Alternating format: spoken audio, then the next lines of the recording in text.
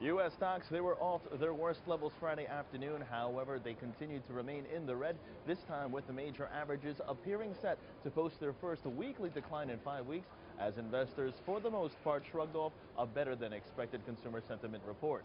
Now, on the economic front, consumer sentiment, that managed to rise to its highest level in 6 years, with the final reading on the overall index climbing to 85.1 in July from 84.1 in June.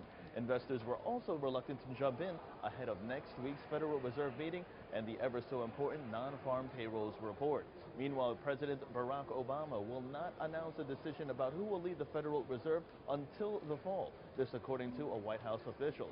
Current Chairman Ben Bernanke's term that expires next January.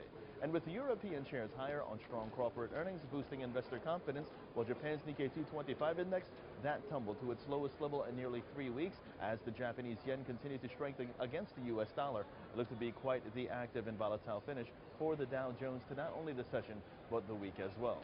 Speaking of which, taking a look right now to see how the Dow Jones has performed.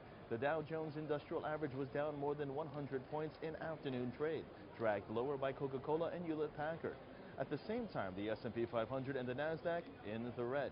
The volatility index that continued to trade above 13, and most key S&P sectors were in negative territory, dragged lower by consumer staples and materials.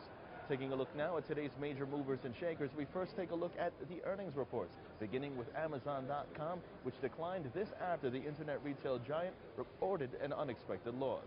At the same time, Starbucks rallied after the coffee house chain topped earnings expectations, at the same time also forecasting current quarter profit above street consensus. Zynga plunged more than 20% after the social video game maker handed in a current quarter guidance that missed the forecast. In addition, the company said it has decided not to pursue a license for real money gambling in the United States. And Activision Blizzard surged after the video game maker said it will buy back nearly $6 billion worth of Vivendi's holding in the company.